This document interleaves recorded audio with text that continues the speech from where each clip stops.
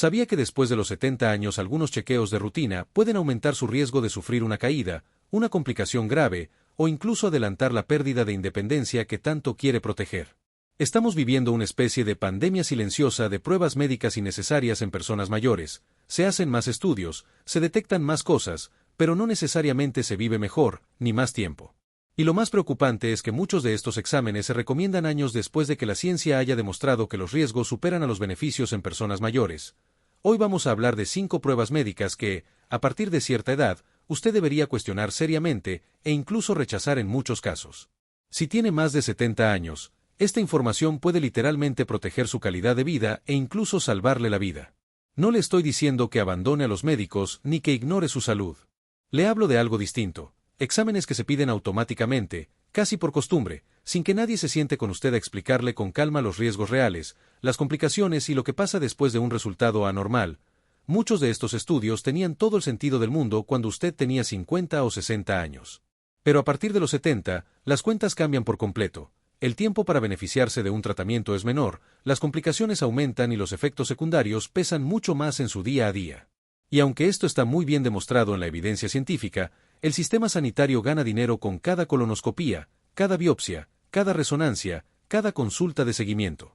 Por eso casi nadie le cuenta el otro lado de la historia. Quiero ser muy claro, estas pruebas no son malas en sí mismas. Han salvado incontables vidas en personas más jóvenes.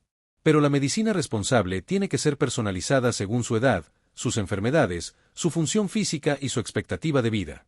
Lo que fue una gran decisión a los 55 años puede dejar de serlo a los 75. Hoy voy a explicarle con calma por qué sucede esto, qué dice la ciencia y qué puede hacer usted desde hoy para tomar decisiones más inteligentes. Las 5 pruebas de las que vamos a hablar le van a sorprender: colonoscopía de cribado, mamografías anuales después de los 70, test de PSA para próstata, resonancias y otras imágenes avanzadas para dolor de espalda sin signos de alarma, y los famosos TAC de cuerpo entero por tranquilidad.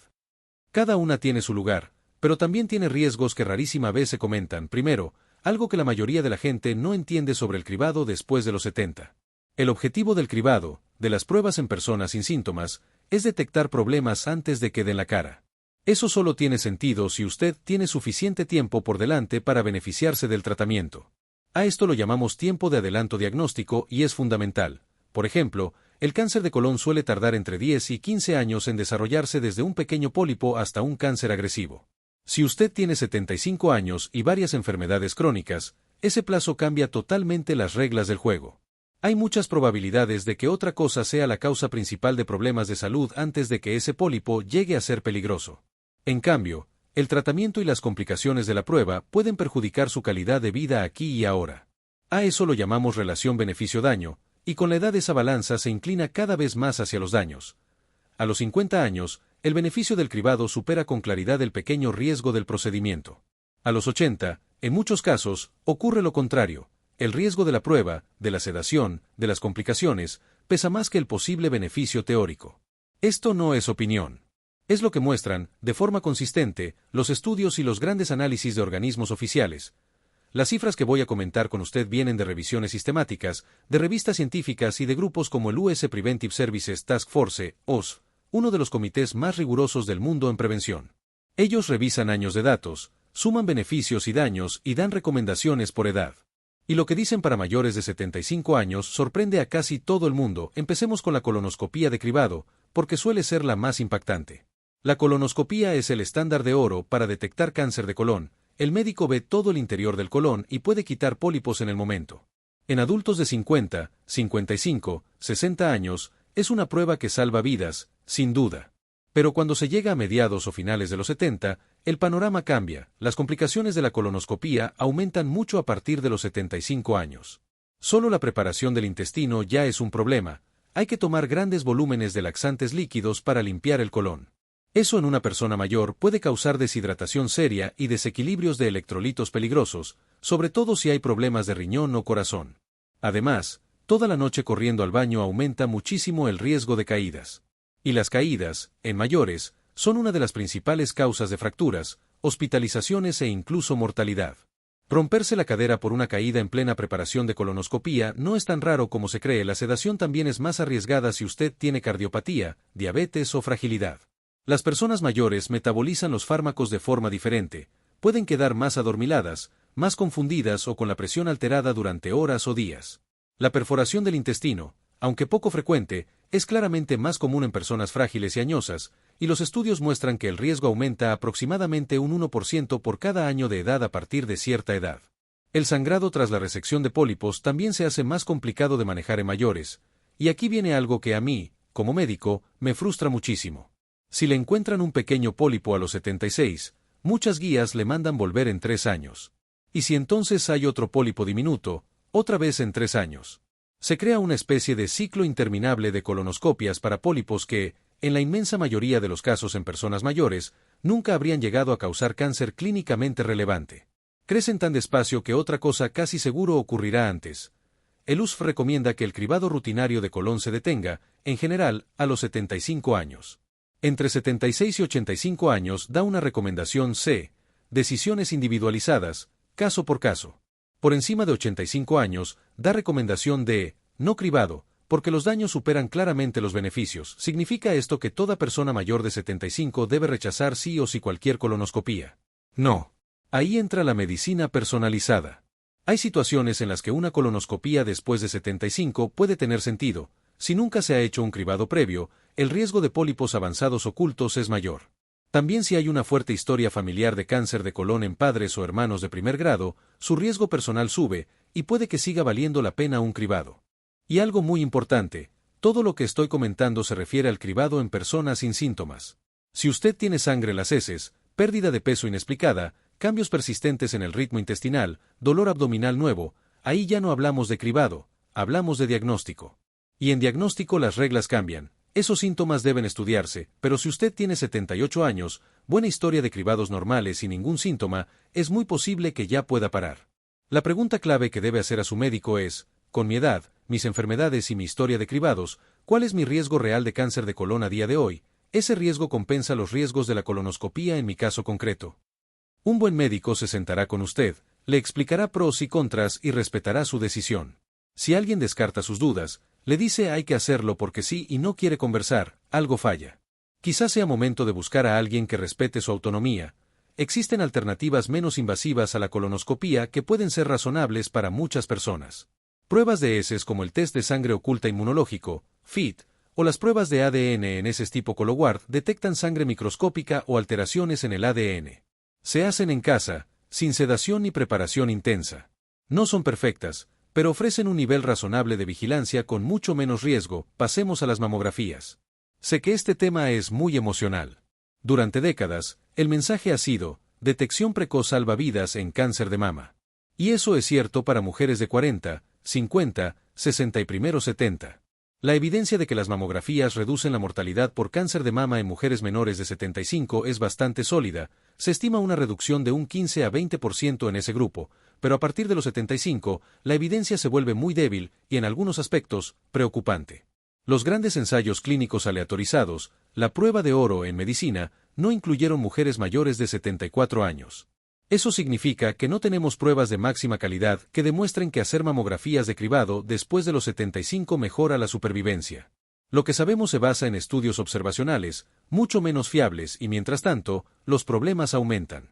Los falsos positivos son muy frecuentes, y se vuelven más comunes a medida que el tejido mamario cambia con la edad.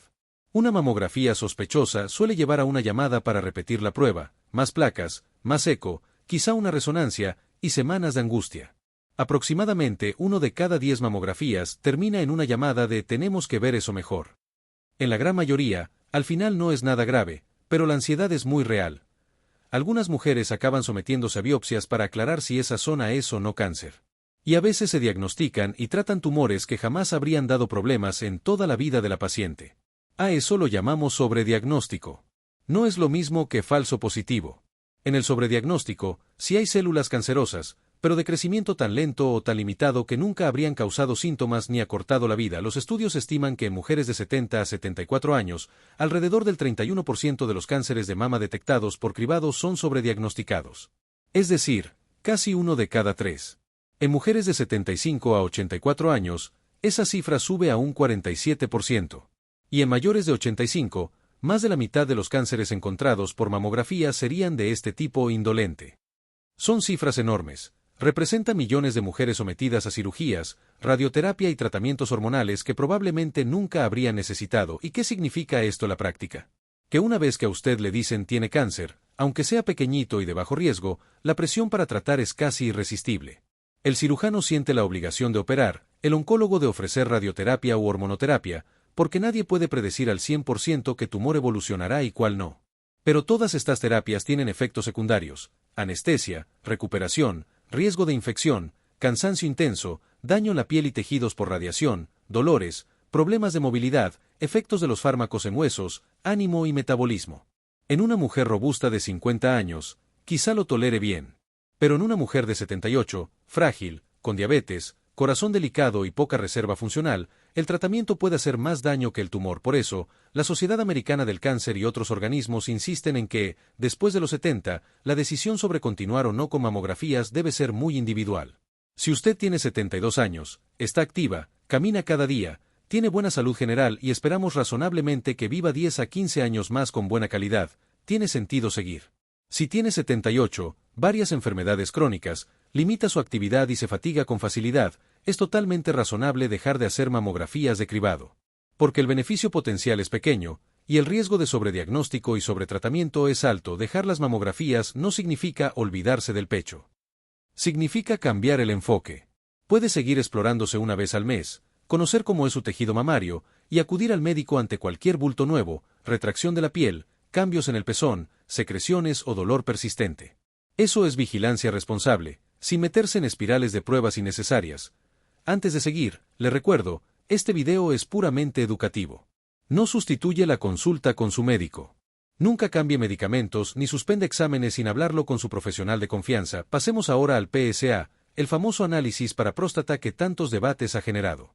El PSA ha salvado algunas vidas, sí, pero también ha provocado un tsunami de sobrediagnóstico y sobretratamiento, sobre todo en hombres mayores. Muchos hombres de más de 70 siguen haciéndose PSA cada año sin saber realmente qué implican esos resultados. El PSA, antígeno prostático específico, es una proteína producida por la próstata.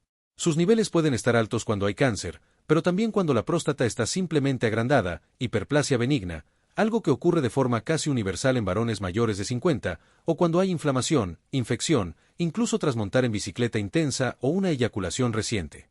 Por eso, el PSA tiene una tasa de falsos positivos que en algunos estudios alcanza casi el 50%. Es decir, la mitad de los hombres con PSA elevado no tienen cáncer. Y otro dato importante, la mayoría de los cánceres de próstata crecen muy poco a poco, especialmente en hombres de edad avanzada. En estudios de autopsias se ha visto que alrededor de la mitad de los varones mayores de 70 años tienen células cancerosas en la próstata, aunque jamás se enteraron en vida. Murieron por otras causas. Cuando un PSA sale elevado, suele empezar la cadena: derivación a urología, biopsia prostática con agujas a través del recto, riesgo de sangrado, infección, dolor. Aproximadamente un 1% de las biopsias acaban en hospitalización por complicaciones infecciosas, y con las resistencias a antibióticos actuales eso no es un tema menor. Si la biopsia detecta un cáncer, aunque sea de bajo riesgo, la presión para hacer algo es enorme: cirugía, radioterapia, hormonoterapia. Y esas intervenciones tienen un coste altísimo en calidad de vida: incontinencia urinaria, 1 de cada 5 hombres tras prostatectomía radical, necesidad de pañales o compresas durante meses o de por vida, disfunción eréctil en 2 de cada 3, problemas intestinales, urgencia, escapes de heces en alrededor de 1 de cada 6 varones tratados. En muchos casos, ese tumor nunca habría causado síntomas en los años de vida que quedaban. Y, sin embargo, el tratamiento sí deja secuelas permanentes. Por todo esto, el USF recomienda claramente no hacer cribado rutinario con PSA en hombres mayores de 70 años, recomendación grado de daños mayores que beneficios. Entre un 20 y un 50% de los hombres diagnosticados por cribado con PSA podrían estar sobrediagnosticados. La pregunta importante no es ¿tengo o no tengo células cancerosas en la próstata?, porque a cierta edad casi todos las tienen. La pregunta es, ¿saberlo y tratarlo va a mejorar mi vida, mi tiempo o mi bienestar? Si usted tiene 75 años, enfermedad coronaria, diabetes, movilidad reducida, la probabilidad de beneficiarse de un tratamiento agresivo es muy baja. En cambio, un hombre de 70, muy sano, con fuertes antecedentes familiares de cáncer de próstata agresivo, puede decidir investigar. La clave es saber, antes de hacerse el PSA, ¿qué pasará si sale alto? ¿Aceptaría una biopsia? ¿Estaría dispuesto a una cirugía con sus posibles consecuencias? ¿O preferiría observar? Hoy en día, para tumores de bajo riesgo existe la vigilancia activa, controles periódicos, sin operar de entrada. Muchos hombres mayores nunca llegan a necesitar tratamiento porque el tumor no progresa. Hablemos ahora de otro tema que afecta a casi todo el mundo, el dolor de espalda. Después de los 70, el dolor lumbar es casi universal, artrosis, desgaste de discos, contracturas musculares, rigidez. Son cambios normales de la edad, visibles en radiografías, TAC y resonancias. ¿El problema? Que estas imágenes detectan casi siempre algo: protrusiones de disco, osteofitos, estrechamientos, aunque la persona no tenga síntomas importantes. Por ejemplo, a los 60 años, alrededor del 90% de las personas tienen signos de degeneración discal en la resonancia, tengan o no dolor. Los estudios muestran que la gran mayoría de los episodios de dolor lumbar agudo mejoran por sí solos en 6 a 8 semanas con tiempo, movimiento suave y fisioterapia básica. Pero muchas veces, al primer comentario de "me duele la espalda", aparece la orden de "vamos a hacer una resonancia para ver qué hay". Eso abre la puerta a un problema importante. Cada hallazgo anormal genera miedo, sensación de fragilidad y presión para intervenir. De repente le dicen que tiene una hernia, pinzamientos, desgaste severo, y usted cree que su espalda está destrozada, aunque esos hallazgos también estén en personas sin ningún dolor. Las investigaciones que comparan resonancias de personas con dolor frente a personas sin dolor muestran tasas muy similares de protrusiones y degeneración. Pero ver el informe asusta, y ese miedo aumenta el dolor, disminuye la actividad y abre la puerta a tratamientos invasivos. Muchas personas, tras una resonancia precoz, acaban en consulta de traumatología o neurocirugía, y con propuestas de cirugías de columna, como artrodesis, fijación o descompresiones amplias.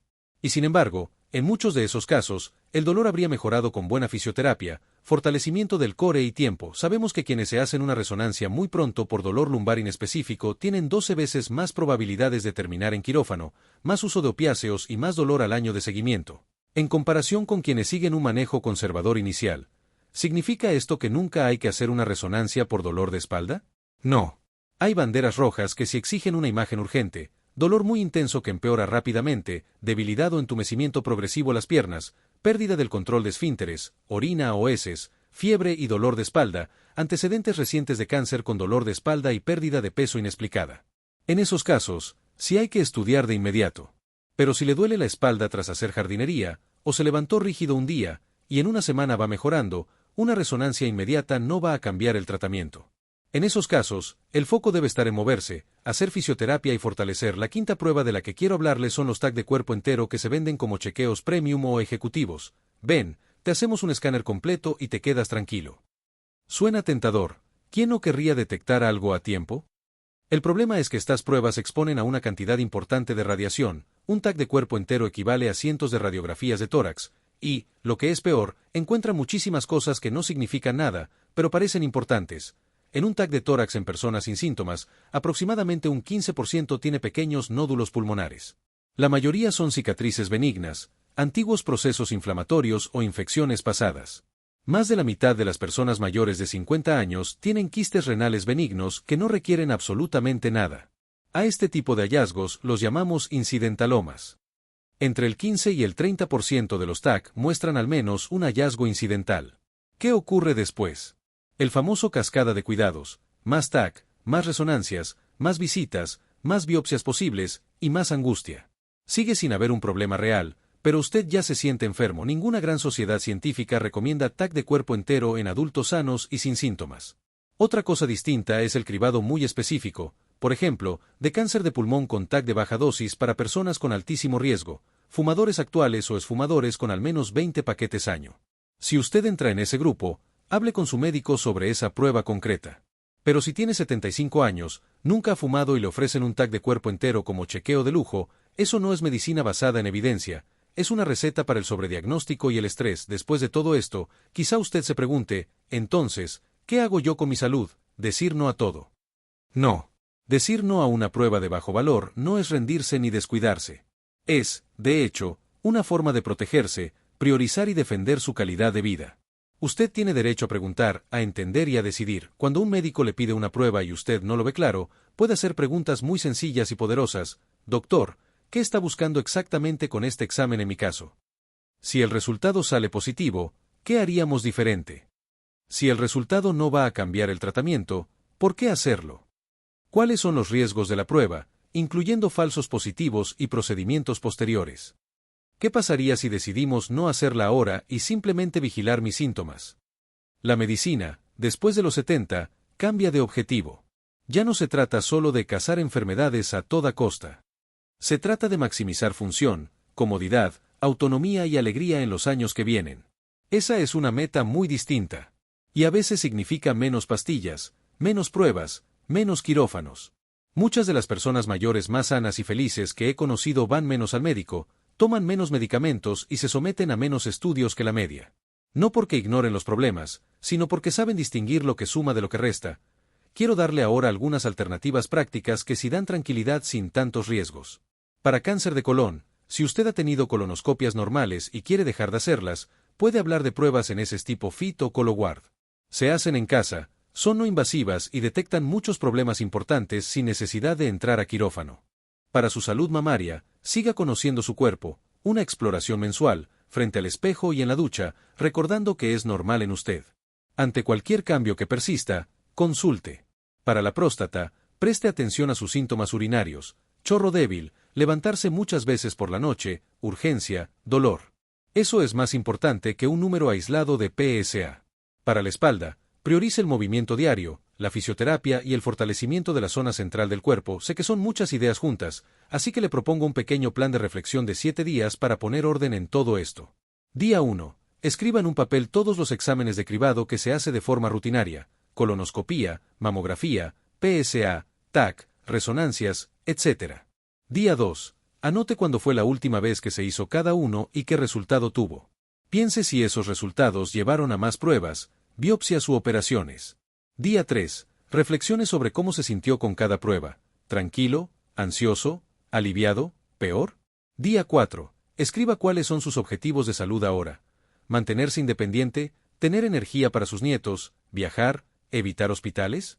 Día 5. Anote 3 preguntas que quiere hacerle a su médico en su próxima cita sobre estos temas. Día 6. Comente todo esto con alguien de confianza, pareja, hijo, amigo. A veces hablarlo en voz alta aclara mucho. Día 7. Decida una acción concreta, por pequeña que sea. Por ejemplo, voy a preguntar por alternativas a la colonoscopía o voy a hablar con mi doctora sobre si tiene sentido seguir mis mamografías. Después de esa semana de reflexión, vuelva a este video y deje un comentario con su experiencia. ¿Cambió algo en la forma en que ve sus pruebas de cribado? ¿Hay alguna que ahora quiera revisar con su médico? Sus comentarios ayudan a otras personas de su edad a sentirse menos solas en este camino. Quiero dejar muy claro también cuando no debe retrasar ni rechazar una prueba.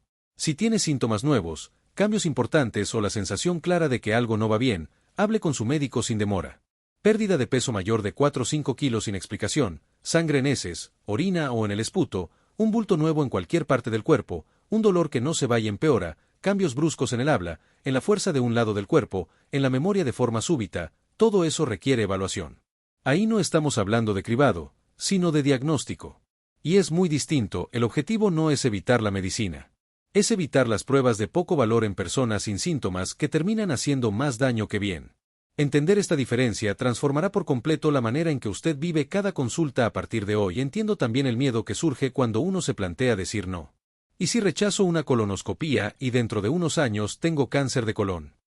¿Y si dejo mis mamografías y se me escapa un tumor? Estos temores son humanos y normales. Hemos escuchado durante décadas mensajes muy simples: cuantos más exámenes, mejor. Pero la verdad incómoda es que en medicina no hay garantías, haga uno lo que haga. Puede someterse a todas las pruebas existentes, seguir cada guía al pie de la letra, y aún así enfermar gravemente. O puede rechazar pruebas innecesarias y vivir muchos años sin esos problemas. El objetivo real no es eliminar todo riesgo, eso es imposible, sino equilibrar riesgo, beneficio y calidad de vida. Decir no a una prueba de bajo valor no es descuidar su salud.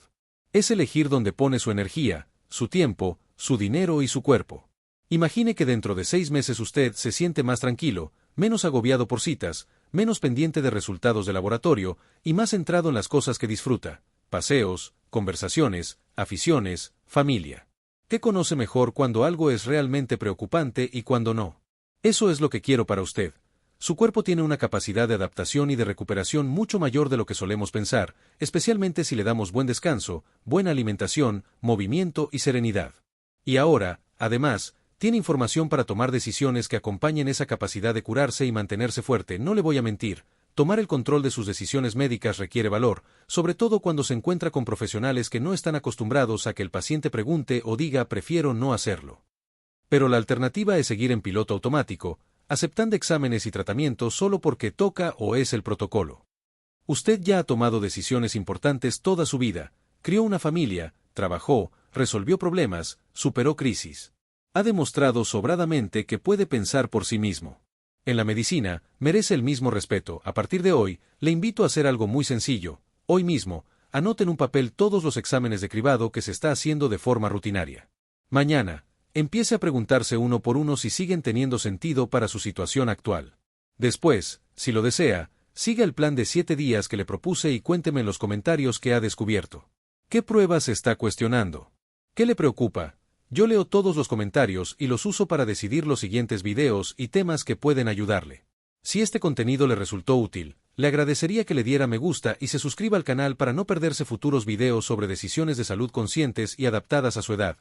Si quiere profundizar en cómo entender mejor su cuerpo a partir de los 70, le invito a ver el otro video que tengo sobre cómo optimizar su salud en esta etapa de la vida. Pero antes de que se vaya, hay algunos puntos finales muy importantes que necesito compartir con usted. Con demasiada frecuencia, a las personas mayores se les trata como si debieran obedecer sin hacer preguntas, como si su experiencia de décadas no contara en las decisiones médicas. Eso es inaceptable. Usted ha gestionado su vida, su hogar, su trabajo, su familia. Conoce su cuerpo mejor que nadie. Lleve esa sabiduría a la consulta. Pida ser escuchado. Cada vez más médicos que trabajan con personas mayores se centran en desprescribir, quitar medicamentos innecesarios y reducir pruebas de bajo valor. Priorizan la calidad de vida sobre la cantidad de intervenciones. Y los estudios muestran que, en general, las personas mayores con menos fármacos y menos pruebas tienen menos efectos secundarios, menos ingresos hospitalarios y se sienten más seguras respecto a su salud. Ese es el enfoque que deseo que lleve también a su propia atención. Si usted es hijo o hija y está viendo este video por sus padres, su papel es clave. No se trata de decidir por ellos, salvo que ellos ya no puedan decidir. Se trata de acompañar, apoyar, ayudar a hacer las preguntas que a veces a ellos les da vergüenza hacer. Acompañarles a las citas, tomar notas, recordar lo que el doctor dijo, preguntar, ¿cuáles son los riesgos de esta prueba para mi madre con su edad y sus enfermedades? Su presencia puede cambiar por completo la dinámica de la consulta y favorecer una decisión compartida. El concepto de decisión compartida es fundamental hoy en medicina moderna, médico y paciente como socios. El médico aporta su conocimiento técnico, el paciente aporta sus valores, sus miedos, sus expectativas, su estilo de vida. Una buena decisión compartida implica hablar claramente de beneficios, riesgos y alternativas de cada prueba o tratamiento. Si su médico no está dispuesto a tener este tipo de conversación, quizás sea el momento de buscar otro profesional que sí lo esté. Quiero hablar también de algo que muchas veces se pasa por alto, el impacto psicológico de las pruebas innecesarias. Cuando a usted le dicen que tiene una manchita en el pulmón, un quistecito en el riñón o un hallazgo incierto en el hígado, aunque sea algo benigno, pasa algo en su mente. Deja de verse como una persona sana que envejece y empieza a verse como enfermo. Esa identidad de enfermo le puede hacer menos activo, más temeroso, más pendiente de síntomas. Eso aumenta el dolor, la fatiga, la ansiedad. Es el efecto nocebo. Cuando creemos que algo va mal, el cuerpo puede empezar a sentirse peor. Por eso, encontrar cosas que no hacía falta encontrar no solo lleva a tratamientos innecesarios, también puede dañar su bienestar mental. Hay otro impacto del que casi nadie habla, el económico. Sí, muchos exámenes están cubiertos por seguros o por sistemas públicos, pero no todos, y casi siempre hay copagos, deducibles, gastos indirectos. Un hallazgo incidental en un TAC puede traducirse en cientos o miles de euros o dólares de pruebas adicionales, visitas, transportes. ¿Y ese dinero, de dónde sale? De su bolsillo, de sus ahorros, de su jubilación. Dinero que podría destinar a viajes, aficiones, regalos a sus nietos, cenas con amigos, experiencias que dan sentido a esta etapa. Eso también importa, y no olvidemos el tiempo. Cada prueba es una cita, un desplazamiento, una espera, otra cita de resultados, otra de seguimiento. ¿Cuántas horas del último año las ha pasado sentado en una sala de espera sin que eso mejorara su salud? El tiempo es el recurso más valioso que tiene ahora. Cada vez que rechaza una prueba que no va a aportarle nada, está recuperando horas para usted, para la gente que quiere y para lo que le hace feliz. Esto no es ser irresponsable. Es ser sabio con su vida. Para terminar, quiero darle algunas frases concretas que puede usar con su médico. Por ejemplo, antes de programar esa prueba, ¿me podría explicar cuál es el beneficio real para mí, con mi edad y mi estado de salud? O, si este examen sale positivo, ¿qué pasos seguiríamos y qué riesgos tendrían esos pasos? O, ¿hay alguna alternativa menos invasiva que nos dé información parecida?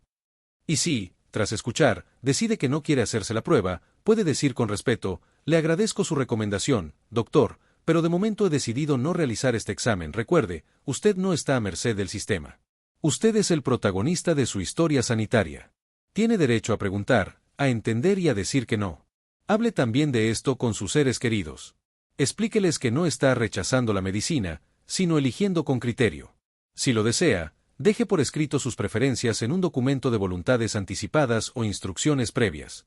Eso evita conflictos y dudas si algún día usted no puede expresarse. Envejecer de manera empoderada significa vivir según sus valores, no según un protocolo ciego. Significa buscar no solo más años de vida, sino más vida en los años que le quedan. Significa reconocer que usted es el máximo experto en su propia vida. Significa tener la valentía de decir esto sí y esto no según lo que realmente le hace bien. Usted merece vivir estos años con dignidad, claridad y libertad. Merece un sistema sanitario que le trate como a un socio, no como a un número en una lista. Y tiene todo el derecho a cuestionar, a desafiar y a rechazar pruebas que no le sirven. Gracias por compartir este tiempo conmigo. Espero que esta información le dé herramientas y confianza para hablar mejor con sus médicos y cuidar su salud de una manera más consciente y acorde a su realidad. Comparta este video con amigos, familiares y vecinos mayores de 70 años. Muchos de ellos están pasando por lo mismo y nadie se lo ha explicado así. Entre todos podemos cambiar poco a poco una cultura médica que, demasiadas veces, prioriza hacer más en lugar de hacer mejor. Su salud, sus decisiones y su vida le pertenecen a usted. Yo estaré aquí en el próximo video para seguir acompañándole en este camino.